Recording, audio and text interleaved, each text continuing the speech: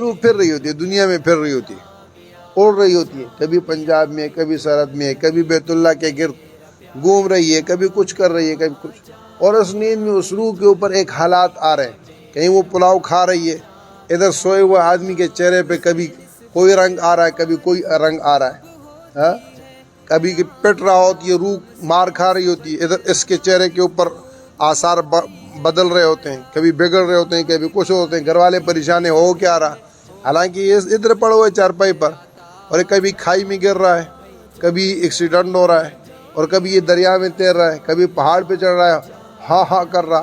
اب روح کے ساتھ اس کا ربط ہے، روح اندر نہیں ہے، وہ معاملہ روح کے ساتھ ہو رہا ہے اور اس کے ساتھ بالکل بعینی ہی ایسا ہی قبر میں حشر کے اعتبار سے ہوگا.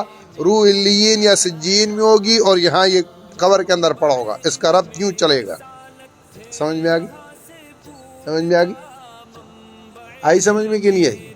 یہ جو کہتے ہیں نا قبر کا عذاب کیا ہے، روح کے حساب سے، جسم کے حساب سے یہ ربط ایسا آپس میں برقرار رہتا ہے اللہ کی قدرت اور اللہ کی طاقت کے ساتھ. دنیا میں اس کی مثال ہے، اللہ یتوفی الانفس حین موتها والتي لم تمت في منامها فيمسك التي قضى عليها الموت ويرسل الاخرى الى اجل مسمى. سوتے میں اللہ روح کو کھینچ لیتے ہیں، پھر جس کو باقی رکھنا ہوتا ہے روح کو واپس کر دیتے ہیں، جس کو نہیں رکھنا ہوتا اس کی روح کو روک لیتے ہیں. یہ نیند میں چلا جاتا ہے، چھٹی ہو جاتی ہے اس کی اور خلاص ختم. تو بہرحال نیند جو ہے یہ موت کی بہن ہے. اور یہاں پر یہ ادب بھی سیکھ لیں، اچھا ہے. حدیث پاک میں آتا ہے جب کسی کو اٹھاؤ تو اس کو سر کی طرف سے نہ اٹھاؤ، اس کو زوردار آواز کے ساتھ نہ اٹھاؤ، بلکہ اس کو آہستگی کے ساتھ پاؤں دبا کر اور پاؤں کی طرف سے اس کو وہ کرو، اس لیے کہ روح جسم میں نہیں ہوتی، وہ دور ہوتی ہے.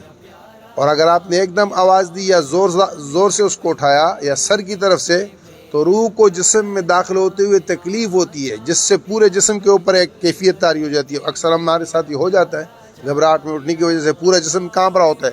اس کی کبھی کی وجہ یہ ہوتی ہے جو روح جسم میں جو داخل ہو رہی ہوتی ہے تو اس کو تکلیف ہو رہی ہے، تو روح صحیح طریقے سے آنی ہوتی.